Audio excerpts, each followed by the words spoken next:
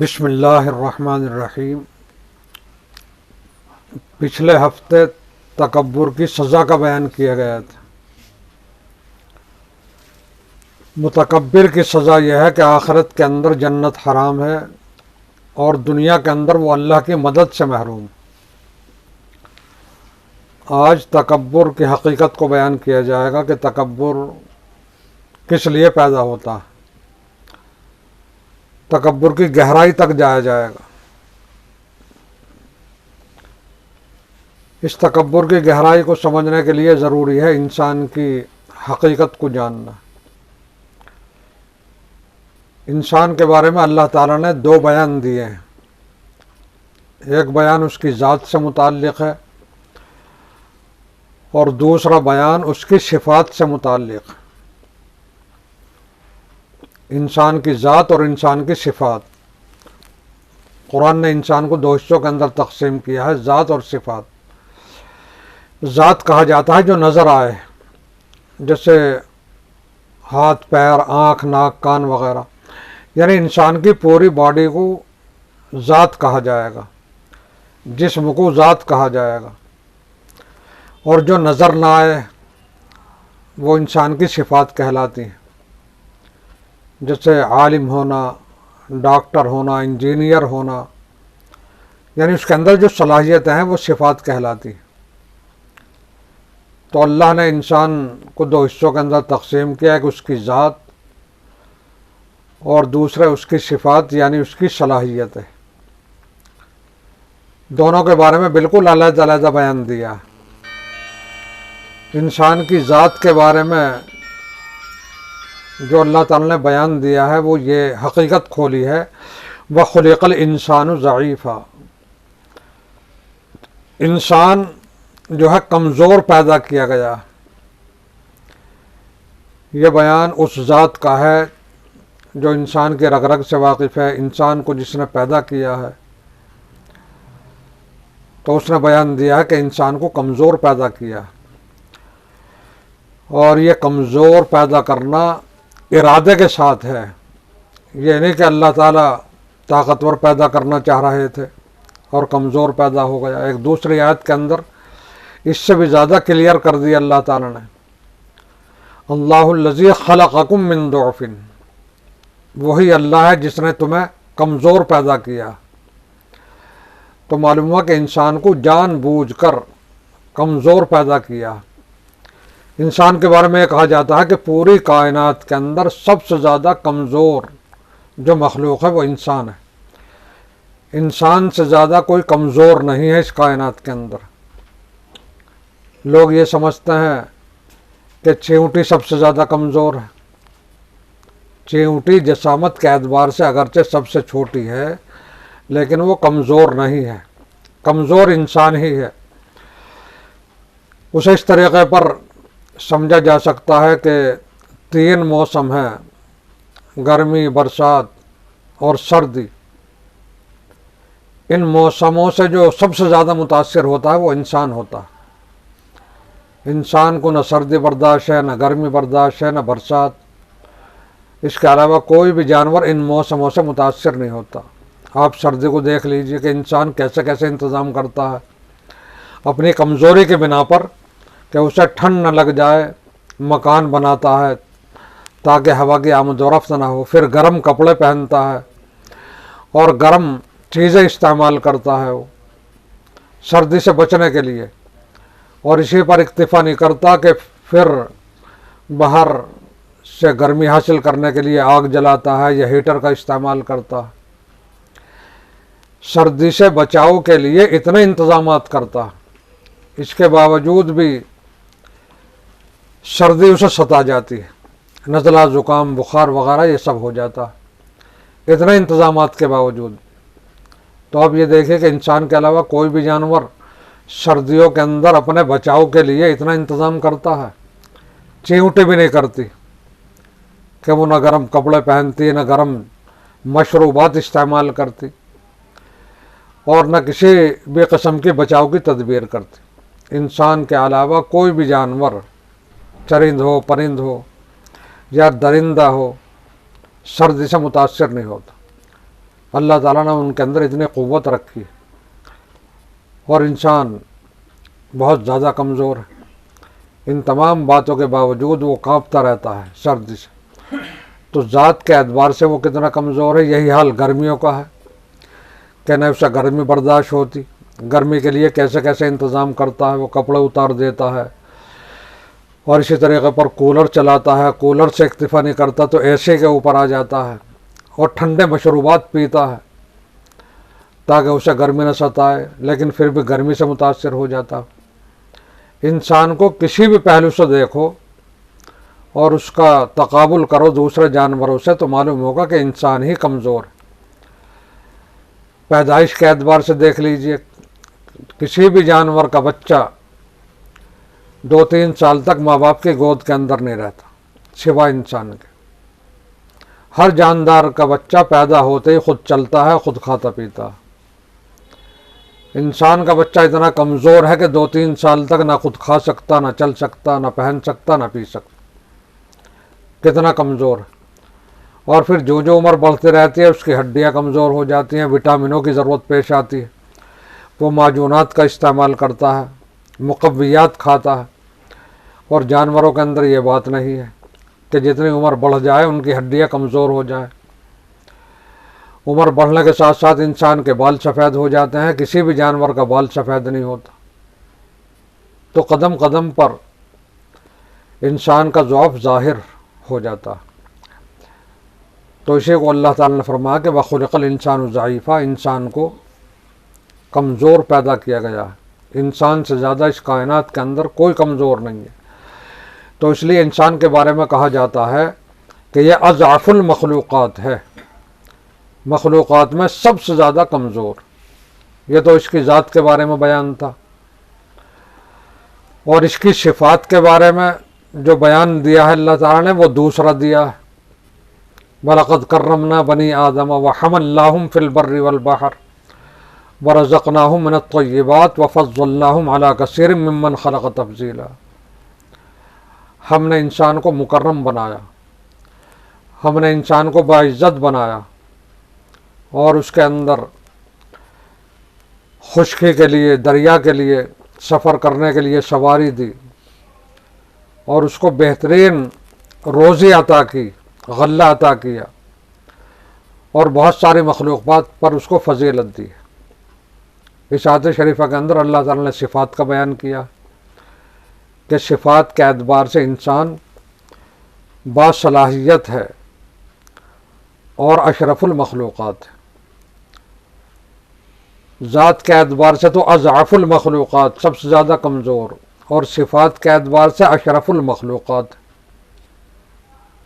تمام مخلوقات میں اسے فضیلت دی. اب صفات اور صلاحیتیں کیا ہیں جس کی بنا پر انسان اشرف المخلوقات بنا ہے؟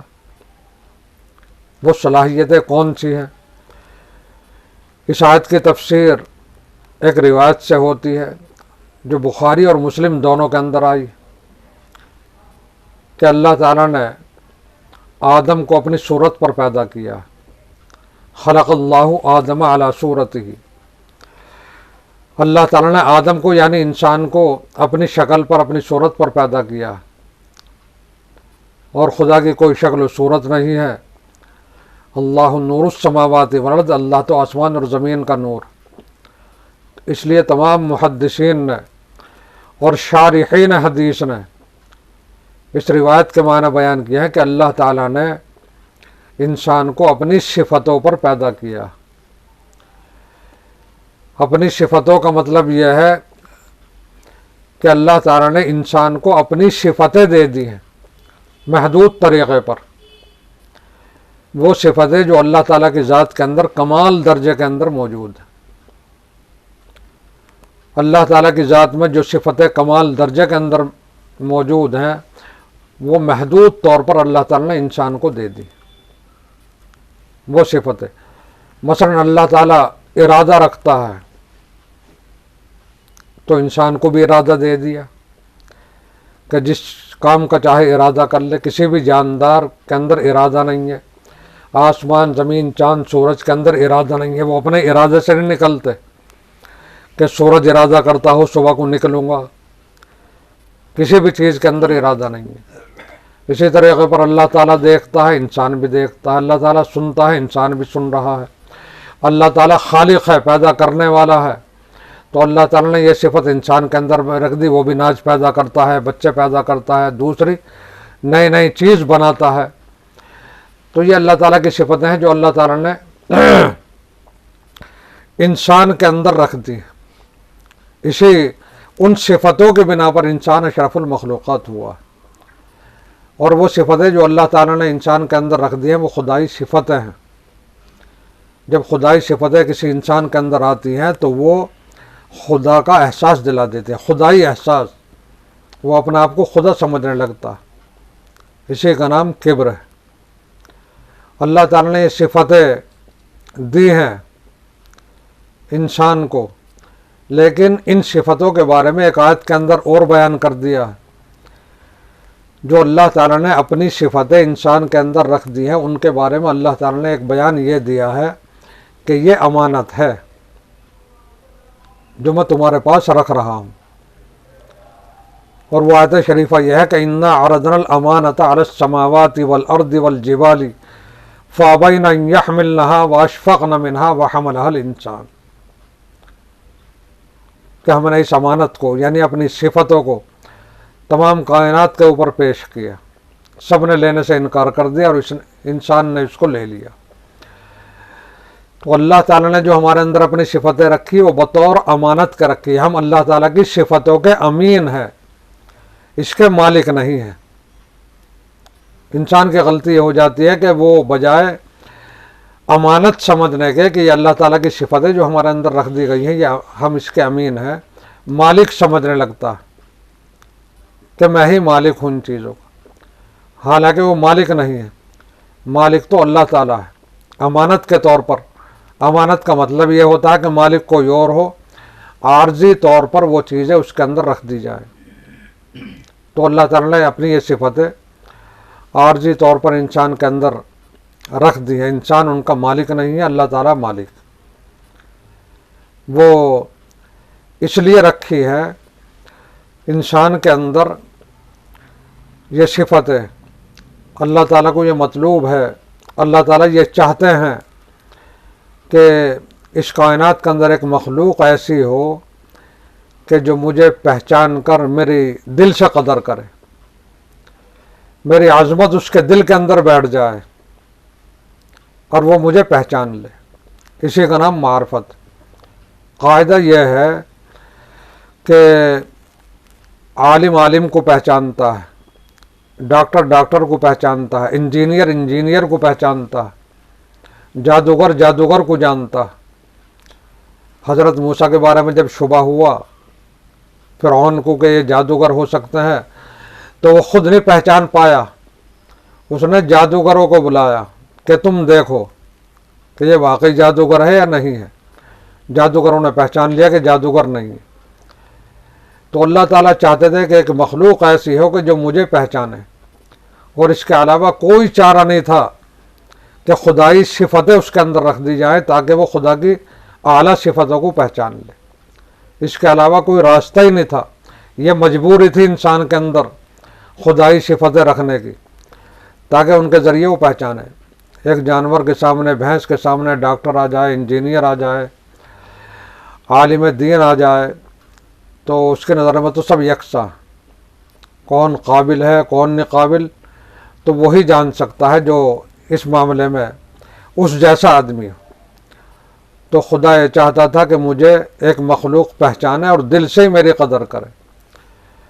तो उस बिना पर वो सिफतें अल्लाह ताला ने इंसान के अंदर रख दी हैं महदूद तरीक़े पर।